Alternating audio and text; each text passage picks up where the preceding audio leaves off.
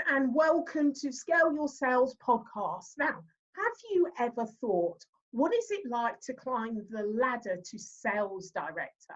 Well, today I have with me Marlen von Roth. Now, originally from the Black Country in Germany, Marlen moved to the UK after graduation. Hold on a minute, am I pronouncing your name correctly?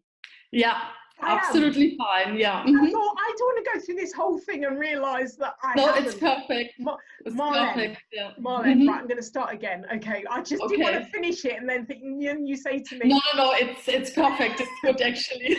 Okay, right. Hello, everyone, and welcome to Scale Your Sales podcast. Have you ever thought, what is it like to climb the ladder to sales director? Well, with me today is Marlen von Roth. Originally from the Black Country in Germany, Marlen moved to the UK after graduation. She realised that the sales role would provide her with the challenges and the fulfilment that she sought. Now, Marlen has climbed the ladder in sales with multiple companies in software. And this has included, I don't like that bit, I'm going to do it again, sorry. Right. Hello everyone and welcome to Scale Your Sales podcast. Have you ever thought, what is it like to climb the ladder to sales director? Well, with me today is Marlen von Roth. Now, originally from the Black Country, Marlen moved to the UK after graduation. She realised early on that a sales role would provide her with the career challenges and the fulfilment she sought. Marlen has climbed the ladder of sales within multiple software companies, including MariaDB and Docker.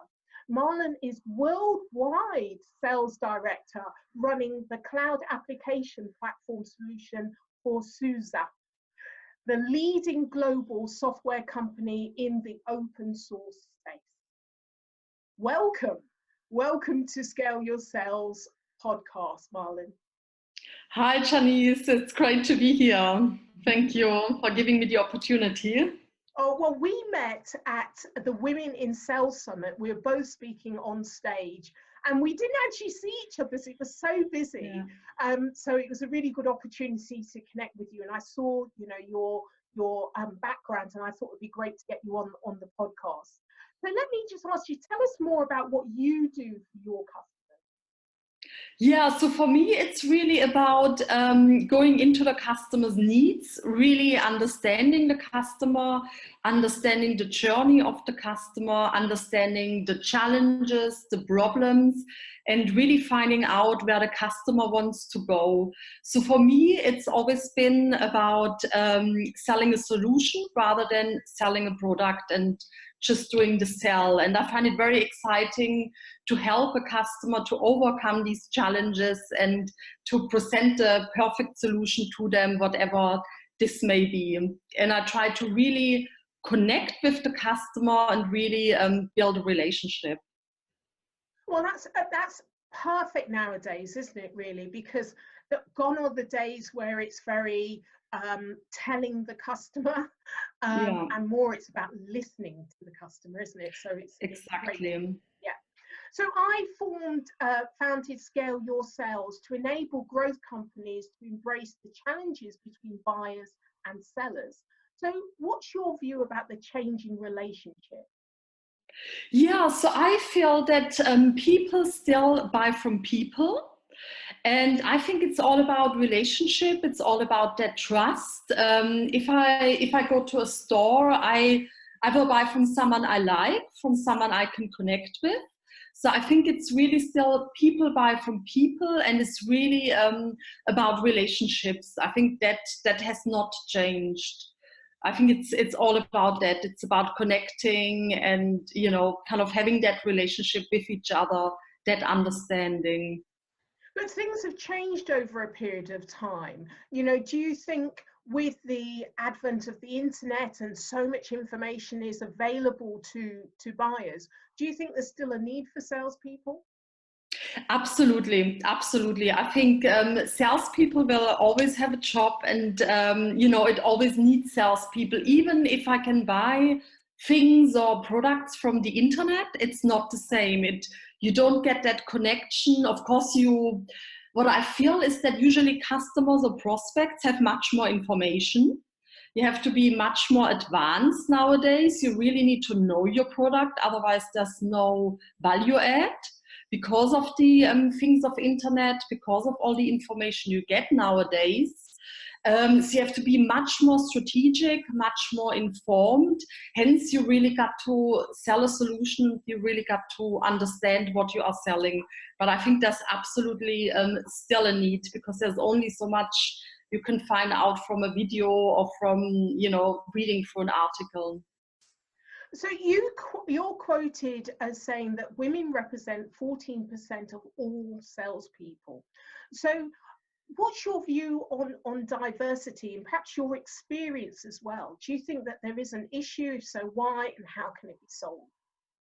Yeah, so I definitely think that there is an issue, especially being a saleswoman in tech. At my current company, I think 16% of the sales force are women.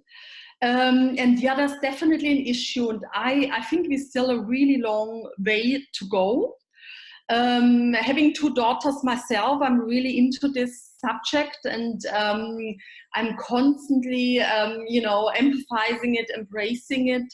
So I think how it can only be solved in, constantly bringing it out there, talking about the issues, about diversity. And I think quite often women are seen, having been told it myself, women are seen maybe as more quiet, less aggressive.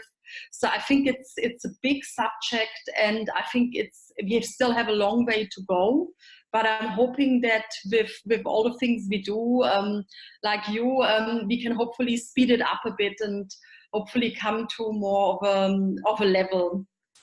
I think one of the things that really crystallizes it to me, I don't have children, but I do a lot of mentoring, and 80 years for us to get parity. That kind of blows my mind. 80 years. How many children and upon children are going to have to really go through similar experiences that perhaps we've been through? It's just not good enough, really. Yeah. And I was speaking to Judy Hoberman yesterday, and she was saying we want equality, not that's all we want. And I was talking about, we just want the barriers removed. Just remove the barriers. Don't give us any special favors. Just remove the barriers. Because most women leave higher education with higher qualifications than men. So why is it that from the first job position there is a gap, and the second is a bigger gap, and so it goes on? That shouldn't persist. And it's really frustrating to think that we still live in this world where there is so much inequality. Yeah, no, it's absolutely really frustrating. And I think I always felt, and I've always been saying, that I always had to work twice as hard, right? I feel like my male peers, and I mentioned having kids. I felt even when I returned after maternity leave, I had to work even harder, because the perception was there, oh, she has a child now, she might not put all the effort in. So it's a vicious cycle, and I really hope that that this will change sooner rather than in 8 years' time. And I've heard many women like yourself say the same thing. I certainly remember my parents telling me I'm going to have to work twice as harder being a Black woman to get anywhere. Yeah. And you think, when is this going to stop? Really? Why do we have to keep proving ourselves again and again and again?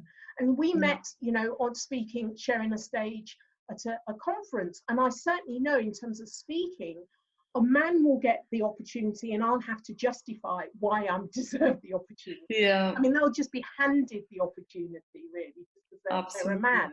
And I have to prove and overprove myself. And it's energy sapping, isn't it? Absolutely, it really is. Yeah. Constantly have to fight that battle, and all that weight we carry on our shoulder. It's very, very hard. Yeah. Yeah. In fact, I think we deserve to get double pay for all of that nonsense. I agree. Not half the pay. Should we campaign for it? Absolutely, I agree. Yeah. So, you know, I read your blog, and you spoke about women in sales and tech must forge a path and dare to be different and to remain true to yourself. So I just wanted you to explain what you meant about that. Yeah, I felt in the past always sitting in a room as the only woman and kind of looking at my peers. I felt I have to act like them. I have to be like them. I have to talk like them. And I've done that a few times, and I actually realized, and I didn't come across very well, because actually this was not me. And I realized it does not help anyone if I try to be like them. I'm myself, and you know, I'm a calm person. I'm not someone who shouts out. I'm not someone who keeps raving about their wins. And you know, and I've been taking up about that.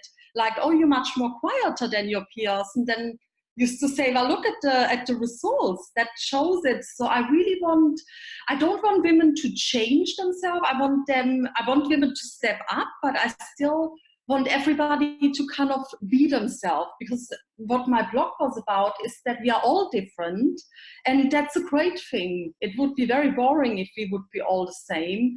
We all have our personalities, and we don't really need to change that, right? It's really kind of being true to yourself, to whoever you are. I think we really have to embrace that. And I think whenever I felt someone wants to change the way I am, I actually felt that doesn't make me successful, because that's not me in the end of the day. And yeah, it's interesting. I was talking to Judy Hoberman yesterday, and we were talking about how a lot of what she's talking about, communications, the difference between men and women in sales, the communication, the language that they use, and you know how millennials respond more to the kind of communication that women naturally do, which is more personal, more talking about emotional words. You know, imagine this, dear customer. And also storytelling in the way that they communicate. So it not only kind of hits all of your buyers that are women. I mean, she was saying that men prefer the bullet points, and then they'll ask the question if they want more detail. Whereas women like the storytelling, but also millennials. And millennials are 50% of the decision makers by 2020, the business owners, the workforce. So actually, having that communication style that we naturally have in sales is a real advantage for our customers and our buyers, do you think? Absolutely. And for me, it always came natural being in sales, you know. I mean, I have a great relationship with all of my customers, and there's this trust. And I think it comes across that being genuine, right? Rather than trying to follow a script or trying to follow how you should sell. I think that's a really, really big advantage for women in sales, because we do all of these things naturally. Yeah. So I'd like to investigate a little bit about your career, because from an early stage, this has attracted you, but actually it's not attracting people generally. So what is it in you? How did you build your career? Yeah, so I have to be very honest. Being in sales was not my choice. I was in customer services, and I was reporting to the VP of sales in EMEA. And he came up to me one day and he said, look, you would make a really, really good salesperson. And I was thinking, wow, salesperson, okay, those are the people who have high targets, you know, who are constantly under pressure. And I kind of thought, let's give it a go. And actually, for me, it's been the perfect job, because it ticks all the boxes. I've got this customer relationship. I'm solving problems for the customer. I'm naturally competitive, so I always, felt I have to be great or better than anyone else at school or whatever I do. So I'm very competitive. So it ticks the box, obviously you get a nice paycheck, but that's not what it's all about. It's really about being in this environment, selling something what actually helps the customer, and having this one-to-one relationship with companies, with the customer, and it's an interesting job because every day is different. No day is the same, right? Every day is different. Every customer is different. Every scenario is different. Yeah, I absolutely love it. Yeah. So what is the one tip, because you've done so well in your career, what's the one tip you would give, not just women, but people coming up behind you? For women or for people coming up behind you, I would say never ever take a no. I would say if you get a no, it's maybe not the door which should be opened. Knock at the next one. Just don't take a no, whether it's from a customer, whether it's the job you really want and you're not getting it. If you fall down, learn your lesson and get straight back up. Don't let rejection fail you. I've failed more times than I've won in life, right? Just keep going, always get yourself back up. Don't take rejection, learn from it and keep going. Okay, what's the one tried and tested strategy you would offer listeners in order to scale their sales? I would say to the listeners, listen. Really listen what your customer is after. Don't try to force something into the customer. Listen what their objective is. Listen what their journey is. Listen what they really need. Excellent. So who is your hero or shero? So my absolute hero is actually Ruth Bader Ginsburg. I have watched her 2 films on a plane recently on a business trip, and I was absolutely taken away. I think she's an amazing, strong woman. She is still going. I actually don't know how old she is. I think she's quite old now, but she has never taken a no, and she's a very strong woman. I think it's amazing what she has achieved. So I'm really following her. She's an absolute role model for me. She is very inspiring. Thank heavens her film has come out so that more people know about her. But she is getting older, and she's one of there's a third. I looked this up actually. There's a third of women on the U.S. Supreme Court, and because all of her life she's been such a campaigner and role model, it would be sad to see her go. So I think she's the kind of character that she's going to keep going until she drops. Really, I think so. Yeah, she is amazing. So I urge everyone to watch her films and she to look her up. Yeah, she's so inspiring, very much so. Okay, Marlen, how can everyone get in contact with you? So you can contact me on LinkedIn. I'm all over LinkedIn or on Xing or on my email. It's leneroth15@hotmail.com. But I'm on most social media, Facebook, LinkedIn, Xing, you name it. Instagram now, I'm not on Twitter. Excellent. And Marlen, it's been a pleasure talking to you. Thank you for being a guest on Scale Your Sales podcast. Thank you so much for having me, Chani. It's been a real pleasure. Thank you.